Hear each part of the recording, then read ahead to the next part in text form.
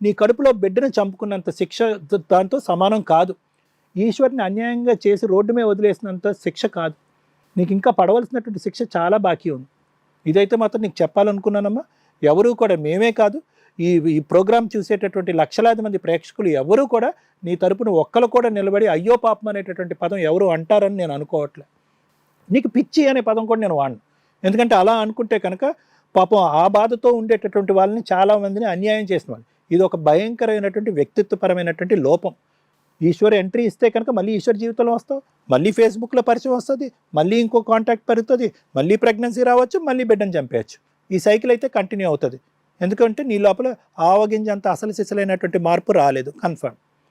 ఈశ్వర్, నీదైతే మాత్రం నాన్న నిజంగా నువ్వు అంటే చాలా బాధ అయినటువంటి, నువ్వు స్వచ్ఛంగా ప్రేమించినటువంటి అమ్మాయి ఇలా చేయటం అనేటటువంటిది మేమే చూడలేదు, విచిత్ర విడ్డూరమైనటువంటి అంశం. అలాంటిది నీ చిన్న వయసు, నువ్వు చూస్తున్నావు, ఇది ఎలా తట్టుకుంటున్నావు నాకైతే తెలియదు. కానీ ఏదేమైనా కూడా పెద్దల సమక్షంలో రాసుకున్నటువంటిది అది పదిలంగా ఉండాలి, ఎల్లకాలం నిలబడాలంటే లాయర్ మేడం ఇందాక ఒక సజెషన్ ఇచ్చారు, అది ఇమీడియట్గా అమలుపరిచేటటువంటి ప్రయత్నం చే. అప్పుడు నీకు ఒక పర్మనెంట్ ఉంటుంది. లేదంటే ఆ అమ్మాయి వచ్చి రేపొద్దు నీ ఇంట్లోకి వచ్చేసి మనం ఎక్కడ తీసుకున్న మాట అన్నా కూడా ఆశ్చర్యపడక్కర్లేదు. ఏ రామ్, నీకు ఒకే మాట చెప్తున్నానయ్యా, నువ్వు ఇక్కడ వచ్చి ఆ అమ్మాయిని ఈ టార్చర్ పెట్టి ఆ టార్చర్ పెట్టలేదు అనేటటువంటి మాట అనడానికి నీకు ఏ హక్కు లేదు. నువ్వు ఎంతోమంది జీవితాలని ఆడిపోసుకుంటున్నావు, ఎంతోమంది ఆడవాళ్ళ జీవితాలతో ఆడుకుంటున్నావు. ఖబర్దార్, అర్థమైందా? నీకు ఈ పాటికి ఎటువంటి రోగాలు ఎటువంటి ఇవి వచ్చినాయో నాకైతే తెలియదు, కానీ నువ్వు ఎంతకాలం బతుకుతో నాకైతే తెలియదు. కానీ నువ్వు చేసినటువంటి దానివల్లే ఈరోజు ఆ అమ్మాయి నీకు అట్రాక్ట్ అయింది. ఓకే, ఆ అమ్మాయిని మనం తిడుతున్నాం, కానీ నీకు అట్రాక్ట్ అయ్యింది. అట్రాక్ట్ అయిన తర్వాత నువ్వు కనెక్ట్ అయ్యావు. కనెక్ట్ అయిన తర్వాత నువ్వు ఆ అమ్మాయి గురించి వివరాలు తెలుసుకునేటటువంటి ప్రయత్నం చేస్తే ఖచ్చితంగా వివరాలు తెలిసి వచ్చి ఉండేవి. కానీ నువ్వు తెలుసుకునేటటువంటి ప్రయత్నం చేయలేదు. ఎందుకంటే ఒక అమ్మాయి నీ వెంట పడుతుంది. ఈ అమ్మాయి చాలా వందల మంది లిస్టులో ఒక అమ్మాయి నీకు వాడేసుకుందాం, ఉపయోగించేసుకుందాం, తర్వాత చూపెడదాం, నరకం అనేది చూపెడదాం. నువ్వు వచ్చేసిన అమ్మాయి వచ్చేసిన తర్వాత అందరు అమ్మాయిలాగా వచ్చి వెళ్ళిపోయి లాంటి అమ్మాయిలు అనుకుంటే కనుక నీకు హ్యాపీస్. ఇలా కాదు, ఈ అమ్మాయి వచ్చిన కాడి నుంచి నా భర్తను వదిలేసాను, నా కడుపులో ఉన్న బిడ్డను చంపేసుకున్నాను, నా పర్మనెంట్ ఎజెండా నువ్వే, నీతో పాటే కూర్చుంటాను అనేటప్పటికీ నీకు ఒళ్ళు రగిలిపోయి ఏం చేయాలో తెలియక ఆ అమ్మాయి దేనికైతే కోరుకుని వచ్చిందో దాంట్లోనే నరకాన్ని చూపెట్టేటటువంటి ప్రయత్నం చేసి ఆ అమ్మాయికి నరకాన్ని చూపెట్టి ఈరోజు వెనక్కి పంపించావు.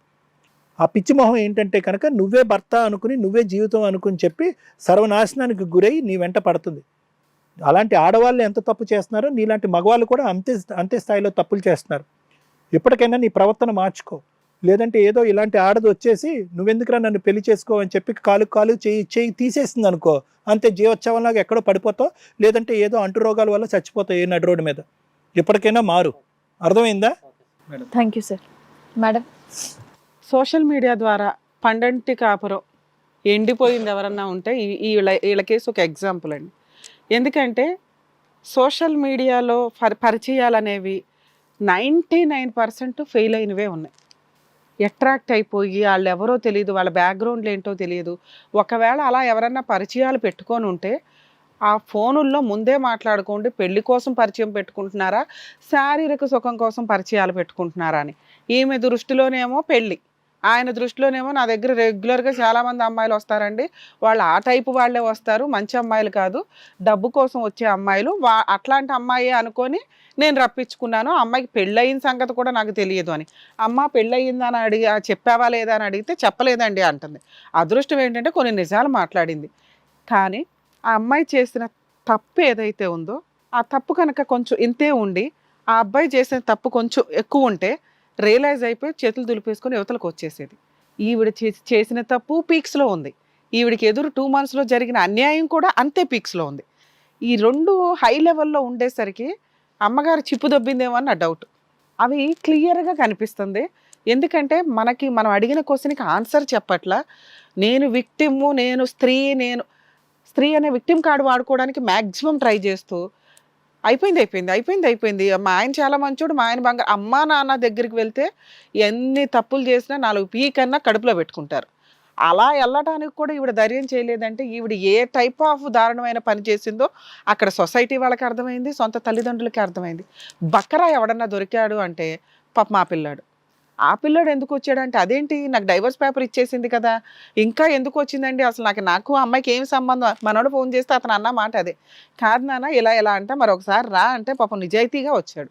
నిజంగా మమ్మల్ని నమ్ముకొని వచ్చినందుకు నాన్న నీకు ఎక్కడ అన్యాయం జరగదు, నీకు ఈ అమ్మాయిని అంటగట్టి మేము పంపించట్లేదు, మీకు తెలియదు లీగాలిటీ తెలియదు కాబట్టి ఇక్కడ ఒక క్లారిటీ. ఇట్లాంటి అమ్మాయికి ఈ అమ్మాయి మళ్ళీ ఒకవేళ అక్కడ మా ఆయన్ని పిలిపించుంటే నేను బతులాడుకునేదాన్ని, సో ఇక్కడ కుదరలేదు కాబట్టి ఇంకో చోట పిలిపిస్తా, ఇంకో పోలీస్ స్టేషన్కి వెళ్ళి పిలిపిస్తా అని నిన్ను తిప్పకుండా ఆ అమ్మాయికి ఇక్కడ సర్కిల్ గీసేసాం. సో నిన్ను ఇంకెక్కడికి పిలవదు, పిలిస్తే ఇమ్మీడియట్గా మా టీవీ ప్రోగ్రామ్ గురించి చెప్పండి, ఏదున్నా కోర్టులో చూసుకుంటాను, ఏం చేసుకుంటారో చేసుకోండి అని చెప్పే రైట్స్ నీకున్నాయి. ఆవిడ పెద్ద మనుషుల ద్వారా పిలిచినా, చుట్టాల ద్వారా పిలిచినా, ఎవరి ద్వారా పిలిచినా కూడా ఆవిడ కోర్టుకు వెళ్ళినా ఆ అమ్మాయి కేసు ఎంటర్టైనే చెయ్యరు. మ్యాక్సిమం ఈ మధ్య అండి మన కేసెస్ జడ్జెస్ కూడా చూస్తున్నారు, వాళ్ళకి ఒక అవేర్నెస్ అనమాట, అరే ఇంత దారుణంగా ఉందా బయట సొసైటీని. ఎందుకంటే కేసులు చూసి అంతవరకు వేరు, కానీ క్రూయాలిటీలు కానీ ఇవన్నీ ఎంత దారుణంగా మారిపోయినాయి అనడానికి ఈ కేసు ఒక ఎగ్జాంపుల్. ఆ అమ్మాయి స్త్రీ అనే విక్టిమ్ కార్డు తోటి లీగాలిటీని ఎంత మిస్యూజ్ చేస్తున్నారనడానికి ఈ అమ్మాయి కేసు ఒక ఎగ్జాంపుల్. దయచేసి అది స్త్రీనా పురుషుడా అని కాకుండా ఎవరు విక్టిమ్, జెంట్స్ విక్టిమ్స్ ఎక్కువ ఉంటున్నారు, కొంచెం రికగ్నైజ్ చేయండి. ఇక పెళ్ళి అయ్యింది, ఇక మహిళే విక్టిమ్ అనుకుంటే ఇక సమాజంలో ఇంకా పెళ్ళిళ్ళు అనేవి ఆగిపోతూ ఉంటాయి కొంతకాలానికి. ఇప్పటికే చేసుకోవడానికి భయపడి చేస్తున్నారు. ఏం చేశాడు ఆ పిల్లోడు, ఏం అన్యాయం చేశాడు? పెళ్లి చేసుకోవడం ఒక్కడా నువ్వు చేసిన తప్పు. ఇక్కడ నువ్వు బాగా చూడడం, నువ్వు బాగా ప్రేమించడం ఆవిడకి చేదైపోయిందట. ఇలాంటిది ఒక జడ్జిమెంట్ ఉందండి, బెంగళూరులో హైకోర్టులో వేసింది ఆ అమ్మాయి. నా భర్త యొక్క ప్రేమని నేను తట్టుకోలేకపోతున్నాను, బోర్ కొట్టేస్తుంది నాకు, 4 years అయింది మ్యారేజ్ అయ్యి, ఎవ్రీడే ప్రేమిస్తూనే ఉంటాడు, గిఫ్ట్లు ఇస్తూనే ఉంటాడు, సర్ప్రైజ్ చేస్తూనే ఉంటాడు, అతి ప్రేమ నేను తట్టుకోలేకపోతున్నానండి అని ఆవిడ డైవర్స్ అప్లై చేసింది. అది sensational judgement, landmark judgement. ఒక రిమోటు నాకు ఇవ్వలేదండి అని కొట్టుకొని డైవర్స్ చేసిన కేసులు ఉన్నాయి, ల్యాండ్ మార్క్ జడ్జిమెంట్స్ ఇవి. అంటే అది క్రూయాలిటీ కింద వాళ్ళు కన్వర్ట్ చేస్తారు. నువ్వేంట్రా అంటే ప్రేమించడం ఆవిడకి చేదుగా అనిపించిందంట, 30 సార్లు చెప్తుంది ఇప్పుడు రియలైజ్ అయ్యి. ఈవిడికి అతి పెద్ద పనిష్మెంట్ ఏంటో తెలుసా, సూపర్ డూపర్ అబ్బాయి తగిలాడు. నాకు చాలా హ్యాపీగా అనిపించింది తెలుసా వింటున్నంతసేపు. మంచి భర్తల్ని అన్యాయం చేసిన ఏ స్త్రీ కూడా నేను చూసిన కేసుల్లో కూడా బాగుపడిన వాళ్ళు కనిపించలే. వితిన్ 2 yearsలో వాళ్ళు అనుభవిస్తూ ఉంటారు పర్ఫెక్ట్గా. నువ్వెంతో నీ ఇంట్లో నీ తమ్ముడికో అన్నకో ఏ అన్యాయం జరుగుతుందో నీ భర్త కూడా అలాంటోడే, వాళ్ళ అక్కకో వాళ్ళకి అతను కూడా ఒక అన్నో తమ్ముడు అవుతాడు కదా. మీకే అన్యాయం జరిగింది పెళ్ళి అయిపోయి అనుకుని ఎందుకు మాట్లాడతారు? మీ ఇద్దరికి పడక విడిపోయే కేసులు అవి. అబ్బాయే పనిష్మెంటు, అబ్బాయే కాంపెన్సేషను. మారండి. ఇంకా మీ కేసులో మీరు ఇమ్మీడియట్గా డైవర్స్ పిటిషన్ ఫైల్ చేయండి. మీ ఇంట్లో వాళ్ళతో కూడా మేము మాట్లాడతాము. ఒకవేళ ఎవరు దొరకకపోతే మాకు కాంటాక్ట్ అవ్వండి, మేము ఫ్రీ సర్వీస్ చేస్తాం మీ కేసులు. అర్థమవుతుందా? నీకు అతని సరౌండింగ్స్కి వెళ్ళే అర్హత కూడా లేదు. లేదు మేడం, నేను మారిపోయాను మేడం, ప్లీజ్ మేడం ఒక అవకాశం ఇవ్వండి మేడం. అతను 1% కూడా రెడీగా లేరు. మీలాంటి అమ్మాయిని అంటగట్టాల్సిన అవసరం మాకు లేదు. బతిలాడుకుంటాం మేడం మా ఆయన. బతులాడుకో. నీకు ఇక్కడితో లాస్ట్ ఛాన్స్ చెప్తున్నావు, ఇంకెక్కడికి పిలిచే అర్హత లేదు మీకు. ఇంకెప్పుడు నేను ఇలాంటి తప్పు చేయనండి, ఒక్కసారి నన్ను క్షమించండి. అమ్మగారు క్షమించండి, ఇంకెప్పుడు నేను ఇలా పొరపాటు చేయను, మీరు నన్ను అర్థం చేసుకోండి. యువతలకు రా, ఇంకా చాలు. అబ్బాయి భయపడుతున్నాడు అక్కడ. చేతులు కాళ్ళు ఎరగొట్టేసేటట్టున్నావు, ఇల్లు రామా యువతలకు రా. సార్ నన్ను క్షమించండి. అమ్మా రా యువతలకే, నీకు ఇంత కూడా అర్హత లేదు.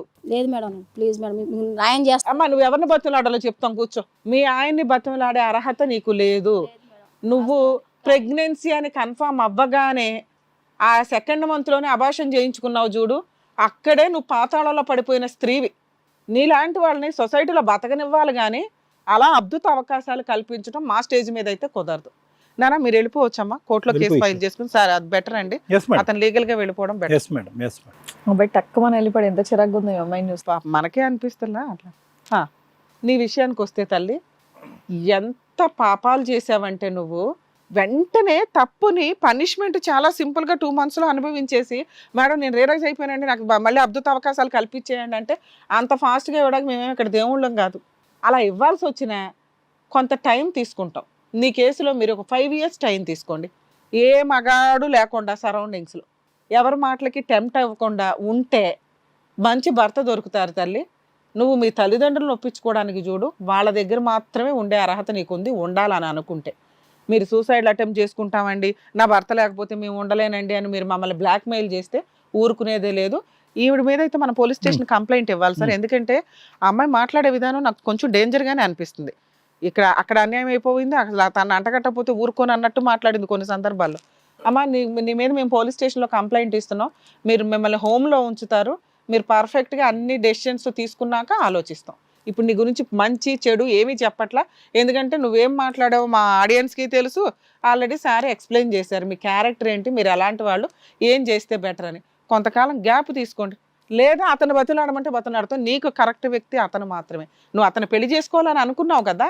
పోను మేడం, చచ్చిపోదు ఆ దగ్గరికి అయితే నేను పోను. అలాంటి నీచమైన మగాడు నేను అసలు చూడలేదు మేడం ఇప్పుడు. నువ్వు మాత్రం చాలా పతివ్రతవి. తెలుసో తెలియక చేశాను కానీ. అరే అతను కూడా తెలుసో తెలియకో చేశాడు, నీ గురించి తెలియదు కదా. చాలా మంది స్త్రీలతో ఆ సంబంధం ఉంది సార్ మేడం. ఒక్కలే ఉన్నారని చెప్పాడా ముందు? నీకేమైనా చెప్పాడా నువ్వు ఒక్కదానివే పతివ్రత నా పక్కన అని? అప్పుడు అంత మంచి నాకు అసలు స్త్రీ అంటే నీకు అతని మీద కక్ష తీర్చుకోవాలంటే అతని మీద నువ్వు కేసు వేసుకోవచ్చు తల్లి. మీ ఆయన మీద కేసు వేయడానికి పనికిరాదు, నువ్వు ఏ కేసు వేయడానికి పనికిరాదు, గుర్తుపెట్టుకో. అసలు అవకాశం ఉన్నా నీకు చెప్పను నేను. అమ్మా ఏమయ్యా చెప్పండి. అరే మగ పిల్లలు అన్యాయం అయిపోతున్నారని మేము జనాలకు చెప్తుంటే నీలాంటి వాళ్ళు ఉండడం వల్ల నిజంగా అన్యాయం అయిపోతున్న మగపిల్లలను కూడా కాపాడలేకపోతున్నాం తెలుసా. ఏమో అంత వెచ్చలు విడతాను, అంత కొవ్వెక్కేం తిరుగుతున్నావయ్యా. డబ్బిచ్చి అమ్మాయిలతో తెచ్చుకోవడం అది వేరే, నీకు ఒళ్ళు కొవ్వెక్కింది చేసుకుంటాం. మరి ఎలాంటి వాళ్ళు సోషల్ మీడియాలో ట్రాప్ చేయడం ఎందుకు? నీ వల్ల ఈ పిల్ల జీవితం నాశనం అయింది తెలుసుగా. పనికిమాలలో ఎట్లాంటి వాళ్ళు ఉంటారు అట్రాక్టివ్గా పడిపోవడానికి అర్జెంటుగా. కేసులు వేయలేదు ఇంతవరకు ఎవరు నీ మీద?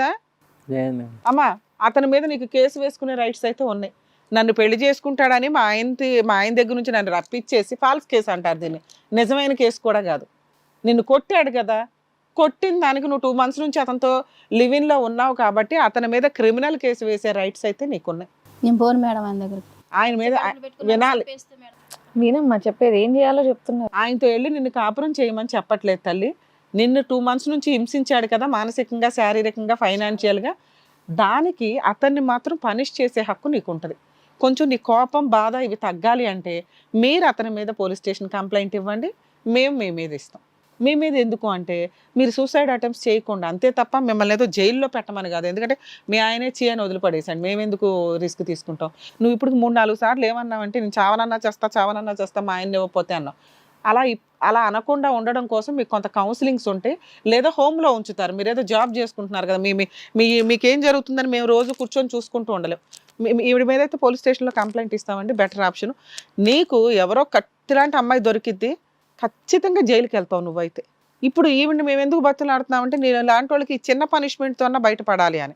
నువ్వు పోలీస్ స్టేషన్లో కేసు వేస్తే ఆయన రియలైజ్ అవుతాడు తల్లి. మారితే మీ ఇద్దరు కలిసి ఉండండి, లేదా ఎలాగే తనుగు చేస్తూ ఉండండి. బెటర్ ఆప్షన్ సార్ ఇది, మనం అసలు సెటిల్ చేసే కేసు కూడా కాదు. అది మీ ఆయనతో కలవడం అయితే కుదరదు. ఆయన మీద ఏమైనా కేసు వేసుకోవాలంటే క్రిమినల్ కేసు వేయొచ్చు అని మేడం క్లియర్గా చెప్పారు.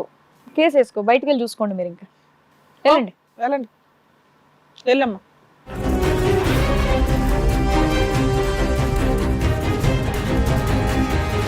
Thank you sir, thank you madam. వచ్చిన వాళ్ళకి కరెక్ట్ గా బుద్ధి చెప్పి పంపించినందుకు thank you so much. Thank you madam. మరో కథతో మళ్ళీ కలుద్దాం. ఈ కార్యక్రమాన్ని ఇంతగా అభిమానిస్తున్న ప్రతి ఒక్కరికి కూడా శిరస్సు ఉంచి నమస్కరిస్తున్నాము. ఈ సందర్భంగా మీ అందరితో నేను ఒక విషయాన్ని పంచుకోవాలి అనుకుంటున్నాను. మేము చేసేటటువంటి ఇది కథ కాదు జీవితం కార్యక్రమం ద్వారా ఎంతో మందికి ప్రత్యక్షంగాను పరోక్షంగాను సహాయం అందుతుందని భావిస్తున్నాం.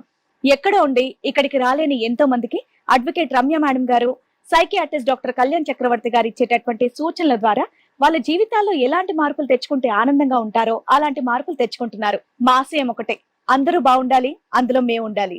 ఇది కథ కాదు జీవితం ప్రోగ్రామ్ అందరికంటే ఒక రోజు ముందుగా మీరు చూడాలి అనుకుంటే వెంటనే డౌన్లోడ్ చేయండి హిట్ టీవీ యాప్. ఇందులో మీరు నచ్చే మెచ్చే కంటెంట్ సిద్ధంగా ఉంది. మరి ఇంకెందుకు ఆలస్యం, వెంటనే డౌన్లోడ్ చేసుకోండి హిట్ టీవీ యాప్.